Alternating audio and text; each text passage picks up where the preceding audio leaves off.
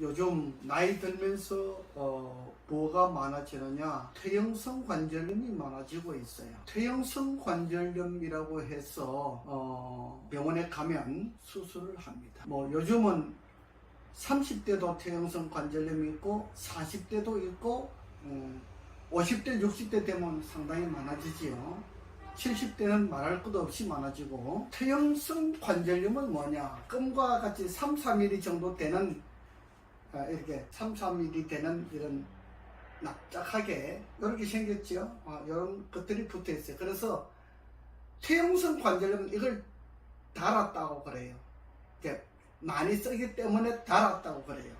60이 넘고 70이 넘으면 달았다고 하면 말이 되지요. 요즘 퇴행성 관절염이 20대도 있어요. 미안하지만 30대도 있습니다. 그러면 20대, 30대, 40대에 있는 퇴행성 관절염이 있는 그 사람과 70대에 있는 퇴행성 관절염이 있는 사람과 차이가 뭡니까? 제가 오늘 퇴행성 관절염에 대해서 자세하게 말씀을 드릴 테니까 여러분들이 참고를 하시면 좋아요. 물론 뭐 제가 이렇게 말씀드린다고 해서 저인데 찾아오실 분들이 아니지만은, 그러나 어떤 사람에게는 제가 드린 말씀이 도움이 되기 때문에 제가 이 말씀을 드리는 거예요. 퇴행성 관절염 때문에 무릎을 수술해야 된다고 하는 진단을 받고 저한테 찾아오신 85세 되신 할아버지가 계셨어요. 할아버지는 이 오토바이를 세 발 달린 오토바이를 타고 다니는 회장님이신데 유명하신 분이에요. 마을에서 유명하신 분이에요. 아들은 고등학교 교사이고 며느리도 교사입니다. 분이 병원에 가니까 무릎이 아파서 병원에 가니까 퇴행성 관절이라 그래가지고 수술을 해야 된다 그런 거예요. 도망 다니다가 하도 못해서 저를 찾아오신 거예요. 혹시나 하고 찾아오신 거예요. 뭐 저한테 치료가 될 거라고 생각하지 않았어요. 할아버지 말씀이니까. 그래서 제가 할아버지한테 말씀을 드렸어요. 제가 엄지발가락하고 둘째 발가락하고 그 사이에 태충을 제가 만져가지고 퇴행성 관절염으로 인해서 다리가 아파서 걸어 다니지 못하기 때문에 지팡이를 짚고 다니는 사람들을 많이 봤어요. 제가 작년에 제가 큰 누나가 돌아가셨는데 장례식장에 그런 친지분 중에 어떤 분이 그렇게 오셨어요. 몇 분 오셨어요. 그렇게 계단을 내려다니기 힘드니까 겨우 걸어 오셨어요. 태충 하나를 가지고 엄지발가락과 둘째 발가락 그 사이에 태충 하나를 가지고 이렇게 만져줬어요. 한 10분 만져주고, 할머니 한번 걸어보세요. 그랬더니 이 할머니가 지팡이를 놓고 걸어가신 거예요. 좀 더 웃긴 이야기 할까요?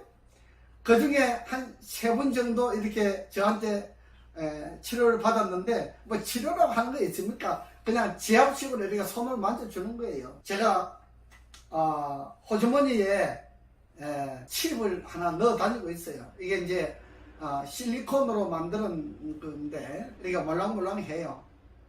처음에는 제가 현미쌀 가지고 하기도 해보고, 그 다음에 콩 가지고 하기도 해보고, 여러 가지를 가지고 해봤는데 내 손이 아프더라고. 손이 아파서 이 실리콘을 만드는, 이건 칩이라 그러지요.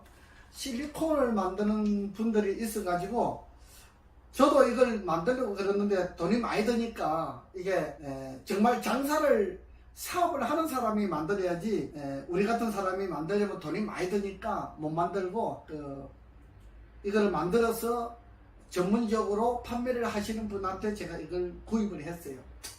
그래서 이걸 만지고 태충을 이렇게 만져줬는데 한 10분만 만지면 돼요. 그래서 할머니 한번 걸어보세요. 할아버지 한번 걸어보세요. 그랬더니 걸어보니까 걸음이 잘 걸어지거든요. 다리가 편하잖아요. 지금 저희 집에 오시는 분들이 전부 다 다리가 아픈 분들이 많아요. 허리가 아프다, 뭐 옆구리가 아프다, 뭐 골반이 아프다, 이런 분들이 많이 있어요. 그 다음에 무릎이 아프다, 퇴행성 관절염이다, 이런 분들이 많이 있어요.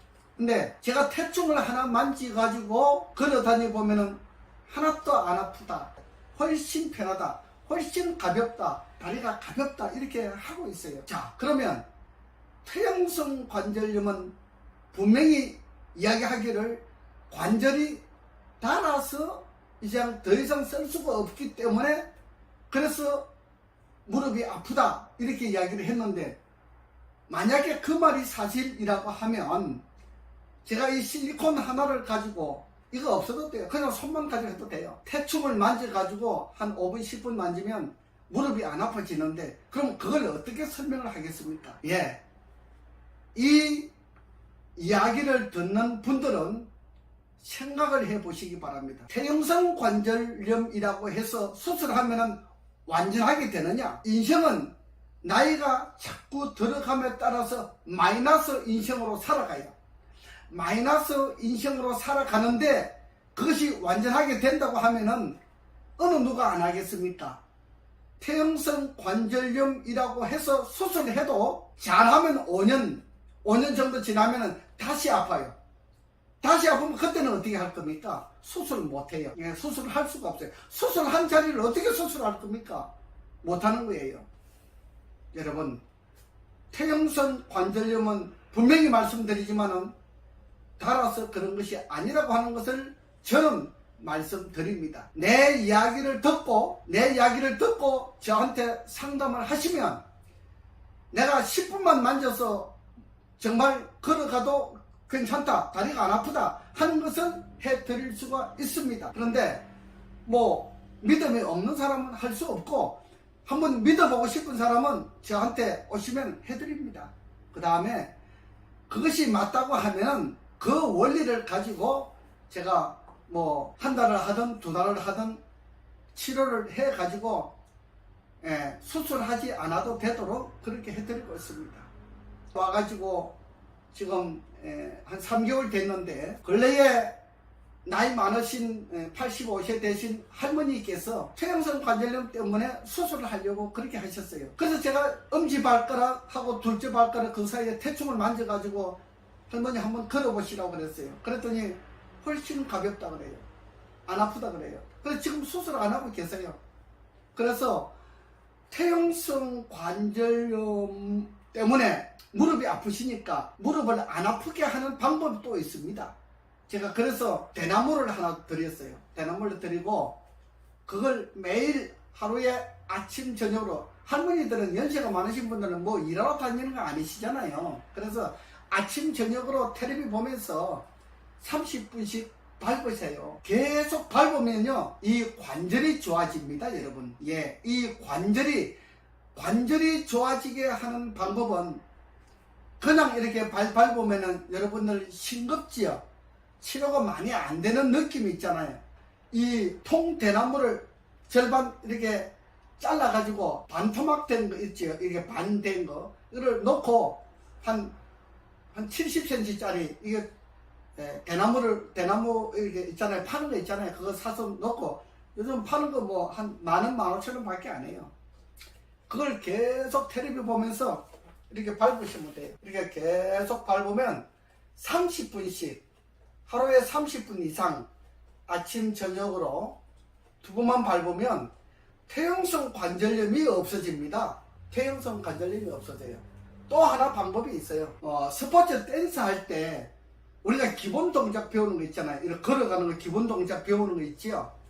기본 동작을 잘 하면요 퇴행성 관절염이 없어집니다. 미안하지만. 자, 퇴행성 관절염은 없어졌기 때문에 수술해야 된다 그러는데 어떻게 이런 치료 방법이 있느냐, 살아나느냐, 이걸 지금 이야기하고 있잖아요. 분명히 말하지만은 퇴행성 관절염은 다른 것이 아닙니다. 감기가 전염병이 아닌 것처럼 감기는 얹혀가지고 감기잖아요. 얹혀가지고 머리가 아프고 배가 아프고 콧물 눈물이 나고 하는 것이 감기예요. 얹힌 거예요. 뭐 의학을 하는 사람들은, 많은 사람들은 뭐 전염이 된다 이렇게 이야기를 해요. 왜? 이 코로나 바이러스처럼 전염이 되는 줄 알아요. 코로나 바이러스 같은 그런 종류 아닙니다. 그와 마찬가지로 퇴행성 관절염은 우리가 물론 다리를 무리하게 사용하기 때문에 다리가 아픈 것은 있어요. 그거는 맞아요. 그리고 나이 들어감에 따라서 왜 퇴행성 관절염이 생기느냐, 이거 분명히 아셔야 돼요. 여러분, 밥을 두 끼 먹는 사람은요, 밥을 두 끼를 먹기 때문에 우리 몸에 분이 흡수가 안 되는데 가장 흡수가 잘 안 되는 곳이 어디냐? 무릎이에요. 무릎, 다리예요. 나이가 들어감에 따라서 혈액순환이 잘 안 되는 사람들이 많아요. 어디가? 다리가 혈액순환이 잘 안 돼요. 그럼 잘 돼요. 손과 팔은 잘 되는데 다리가 순환이 잘 안 돼요. 그래서 저한테 와서 BRT 마사지를 받아보시는 분 중에서 이렇게 다리를 마사지 해보면 감각이 없는 분들이 많이 있어요. 실제로 보면은 50%는 감각이 없어요. 세포 조직이 죽어가고 있다, 이 말이에요. 밥을 두 끼 먹으면 세포 조직이 죽어가요. 그래서 밥을 두 끼 먹으면 퇴행성 관절염처럼 무릎이 아파요. 무릎이 아픈 사람은 밥을 반드시 3끼를 먹어야 돼요. 그 다음에 밥을 두 끼 먹으면 또 어떤 현상이 생기느냐? 여러분, 몸에 피부병이 있잖아요. 가려움병, 피부병, 이런 병들이 많이 생기는데, 그 다음에 불면증 있는 사람들이 밥맛이 없어서 밥을 잘 안 먹어요. 밥을 두 끼를 먹습니다. 그렇게 밥을 두 끼를 먹다 보니까 여러분들 아무런 이유가 없는데 무좀이 생긴다, 섭진이 생긴다, 이거는 전부 다 밥을 두 끼 먹어서 그래요. 그 다음에 엄지발가락이 이렇게 돌아가요. 이렇게 돌아가지요. 오른 발가락은 오른쪽으로, 왼 발가락은 왼쪽으로, 엄지발가락이 이렇게 돌아가요. 돌아가는 것은 왜 돌아가는지 아십니까? 돌아가는 것은 잠이 부족한 사람은 돌아갑니다. 밤잠을 최소한 6시간 내지 8시간 자는 사람은 몸이 정상적으로 건강해요. 근데 잠을 하루에 3시간, 4시간 밖에 못 잔다. 그러면요, 이 몸 전체가, 얼굴 전체가 마치 사람이 바짝 말란 모습으로 변화가 생기는 겁니다. 얼굴이 이렇게 정상적인 것 같은데 자신은 그걸 잘 몰라요. 제가 보면 그것이 나와요. 바짝 말란 것처럼 개구리 있잖아요. 개구리를 얼굴이 바짝 말라 들어가는 모습이 나와요. 잠이 부족하면 그렇게 되는 거예요. 그래서 잠이 부족하면 또 어떤 현상이 생기느냐? 응고가 된다 그러잖아요. 여러분들, 목, 어깨가 많이 아프신 분들, 우연히 그냥 자꾸 목, 어깨가 자꾸 아프다 하시는 분들은 잠이 부족한 사람이에요. 잠을 충분하게 자주면요, 목, 어깨가 안 아파요. 그 다음에 밥을 3끼 먹으면 목, 어깨가 안 아픈데 밥을 2끼 먹으면 목과 어깨가 아파요. 이상한 논리지요. 이거는 정확한 진리입니다. 이것을 잘 습득하고 따라 하시면은 여러분들이 가지고 있는 질병 50%는 치료할 수가 있어요. 저한테 오지 않아도 돼요. 밥 먹는 거 잘하고 잠자는 것만 잘해도 50%는 치료가 되는 거예요. 우리에게 여러 가지 병들이 많아요. 나이 들어감에 따라서 자꾸 몸이 가렵다, 알레르기 생긴다, 두드러기 생긴다, 이런 분들, 그 다음에 잠이 부족한 거예요. 그런 현상이 있어요. 그 다음에 나이가 자꾸 들면서 그 다음에 뭐가 많이 생겨요? 눈병이 많이 생겨요. 안구건조증, 녹내장, 백내장, 황반변성, 시력장애, 이런 이게 눈병이 많이 생기는데 그것도 잠자는 거 하고 밥 먹는 거 하고 관계 있어요. 매우 깊은 관계가 있어요. 그래서 밥을 제때 3끼를 먹어야 돼요. 밥을 제때 잘 먹고 잠을 제때 잘 자는 사람은 병을 예방할 수가 있고, 또 혹시 병에 걸렸다 할지라도 이 규칙을 잘 지키면 치료할 수가 있어요. 자신이 스스로 치료할 수가 있어요. 저를 찾아오지 않아도. 오늘은 제가 관절염에 대해서 말씀을 드리잖아요. 퇴행성 관절염에 밥을 3끼 먹지 아니하면 퇴행성 관절염이 온다고 하는 이야기를 하다가 보니까 제가 다른 생각이 나서 말씀을 드리는 거예요. 그 다음에 퇴행성 관절염이 오고 다리가 아프고 몸이 아프다. 여러분, 술, 담배를 먹으면 안 돼요. 술, 담배, 커피를 먹으면 안 되는 거예요. 술, 담배, 커피는요, 예를 들어서 커피 한 잔이 우리 몸속에 들어갔다. 그 커피 한 잔을 씻어내기 위해서 물을 얼마나 많이 먹어야 되느냐? 페트병이 있잖아요. 10병을 먹어야 20리터죠. 30병을 먹어야 60리터죠. 60리터의 물을 먹어야 커피 한 잔을 먹은 것을 씻어낼 수가 있어요. 얼마나 몸이 독하게 만드는 건지 몰라요.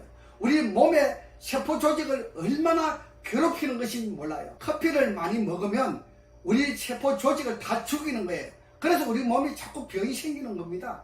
여러분, 몸에 병이 많은 사람은 커피를 줄이세요. 커피를 줄이고 커피를 먹지 않아야 돼요. 이 좋은 물이 있는데 왜 커피를 먹습니까? 커피는 우리 생명세포를 죽이는 거예요. 생명세포가 죽고 나는데 몸이 안 아플 수가 있습니까? 밥을 2끼 먹으면 죽어요. 그래서 얼굴이 자꾸 작아지는 거예요. 이렇게 밥을 2끼 먹거나 1끼 먹는 사람은 작아지는 거예요. 다른 한 끼는 과일만 가지고 식사를 한다, 아무 소용이 없어요. 예, 과일이 아무리 영양가가 많아도 밥은 반드시 있어야 돼요. 건강관리를 잘 하고 싶으면 밥을 10끼 먹어라. 그 다음에 잠을 제때 자야 돼요. 잠을 안 자는 사람은 생명세포가 죽어나는 거예요. 생명세포가 죽으면 뭐예요? 피가 죽으면 암덩어리가 되는 거예요. 피가 죽으면 혈액 암이 된다 이 말이에요. 잠이 부족한 사람은 혈액 암이 되는 거예요.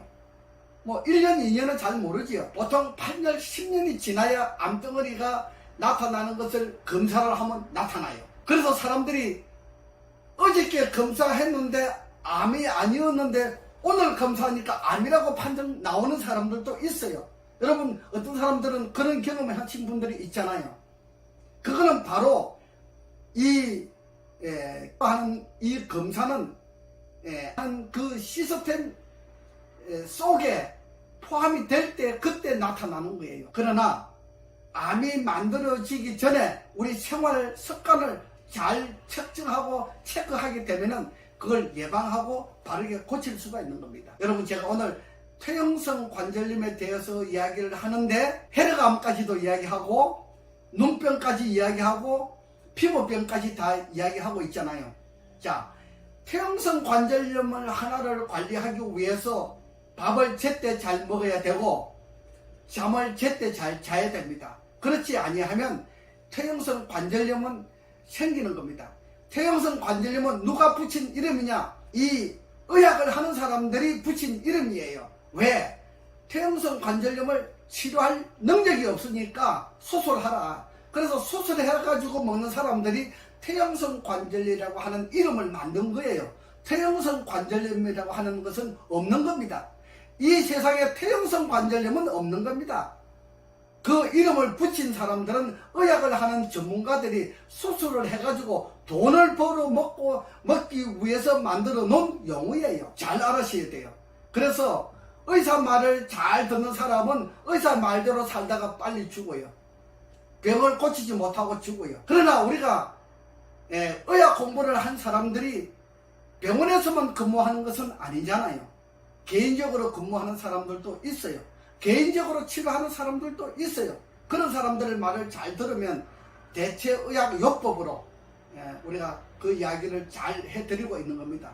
이것을 잘 가다마 듣고 이것을 잘 순종하면 좋은 결과를 가질 수가 있는 겁니다.